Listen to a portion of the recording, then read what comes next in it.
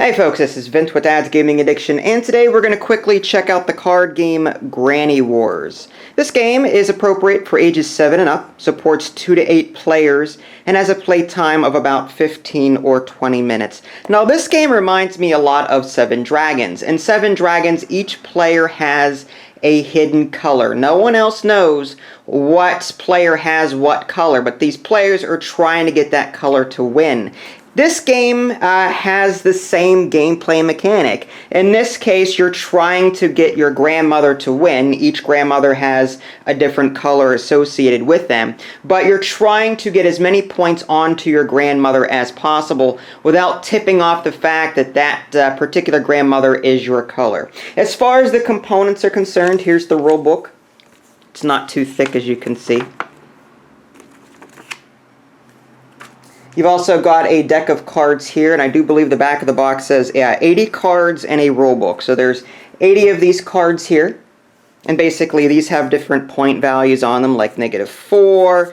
There are some gold cards that have special abilities, some are positive. So yeah, you're going to be playing these cards on top of the grandmothers to try and earn them some points. You've got these loyalty and score pile cards here, and basically these are your grandmothers, and they have matching colors on each pile. So for every, there's a yellow card here, so there's a gold card in this deck. There's a blue card here, so there's a blue card in this deck, and so forth. And I'll explain how all that works in game setup. Okay, so in terms of game setup, what you're going to want to do first is figure out how many people are playing the game, because that will alter game setup in various ways. What you're going to do is you're going to deal a number of these score pile cards out equal to the number of players plus 1. So I've got 3 players set up here, so there's 4 of these score piles here. And then you're going to pick out the matching loyalty cards of the same colors, and then you're going to deal 1 to each player. There's going to be 1 left over, and it's important that players not see what that 1 leftover card is, because these identities are hidden. No one knows what color you have. This player here is secretly supporting the black card there. This player here is secretly supporting the green one.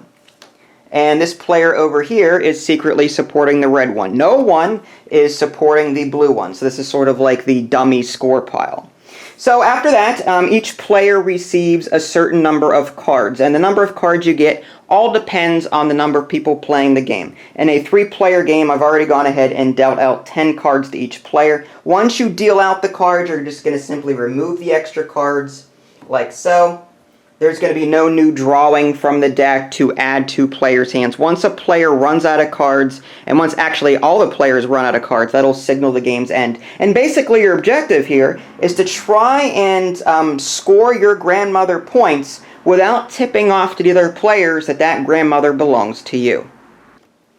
Okay, so before we move on to gameplay, again, it's important to stress that game setup will vary slightly depending on how many people are playing the game. If you're playing with 2 players, for example, you will actually have 2 dummy piles instead of 1. So anyway, getting back to gameplay, the oldest player is going to go first, and what they're going to do is they're going to take a card from their hand and play it onto one of these grandmothers. And again, these gold cards exist to give you special abilities. Here's a -6 card, for example. Play this card, then you may opt to swap another card from your hand with one from another player. You've got Sweet Old Lady here. Steal a card from another player's hand and add it to the pile of your choice immediately, even if it's a gold card, and so on. So what I'm going to do is I'm going to go ahead and play, say, this -3. Now I know that I want the black-carded grandmother to win, so I may play this -3 on, say, somebody else. Now I could play this 5 on my own here, but that may tip off players to say, oh, maybe that is his, and then they may, as in retaliation, throw a bunch of negative points onto that grandmother. So it's important to try and keep your identity hidden throughout the game if you can. So now once that's done, this player is going to go and do the same thing. Now this player is supporting the green one, so he's going to take a look at his hand and say, just to throw others off track, I think I'll go ahead and add a positive card to, I don't know, the black one. They don't know who the black one belongs to. It may even be the dummy pile, because all they know is that they are green. They don't know that this player over here is black. However, they're trying to, try and sort of get their opponents off track and get them thinking, okay, so maybe this player here has the black-carded grandmother. In which case, that would actually be bad for this player, because if this player over here figures that out, if this player assumes that this player is the black grandmother here, or the black-carded grandmother, he may end up throwing a bunch of negative points onto this score pile, and then that would actually hurt this player over here. So there's a lot of mind games that go on here. So now this player is going to go, and I don't know, let's say he's supporting the red one. Now I notice that there's a -3 already on his score pile, so maybe he'll go ahead and throw a 5 on here just to try and get some positive points onto that, because he's trying to get that grandmother to win. And this is going to continue until all players run out of cards. At that point, players are going to take a look at each of the score piles and then see who has the most points. And then they're going to reveal their loyalty cards. And then whoever has the most points will win the game. Okay, so there you have it, a very brief look at Granny Wars. It's important to stress that I did not cover all of the rules found in the manual. This was just to give you a general overview so that you could see how the game was played. For example, there's something called tit-for-tat bouncing, where if you play, say, a 2 on top of a -2, the card opposite to it, you can move the card being covered up onto a different pile.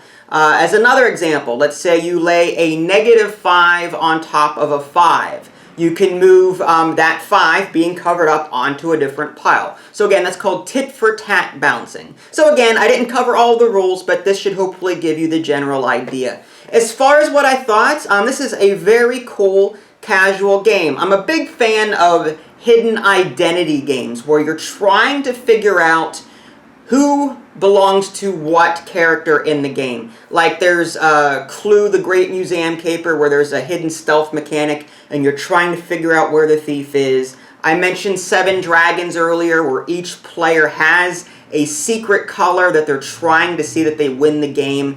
This game is very much like that, and it's a mind game, because again, your first instinct is going to be throwing all these positive cards onto the grandmother that you're trying to see win, but if the other players get wind of that, then they're going to offset that by throwing a bunch of negative cards. So, throwing other players off track by occasionally helping to support another grandmother is, both fun and devious. So, do I recommend Granny Wars? Yes, it's a very fun, light, casual card game. It supports up to 8 players. So not only is it good for a family setting, but also a group setting. Like if you have a lot of people over, it supports up to 8 players, so excellent party game as well. If you guys want to see my written review, you can www.dadsgamingaddiction.com. If you haven't already, subscribe to my YouTube channel. That way you can keep up to date with any new content I happen to publish.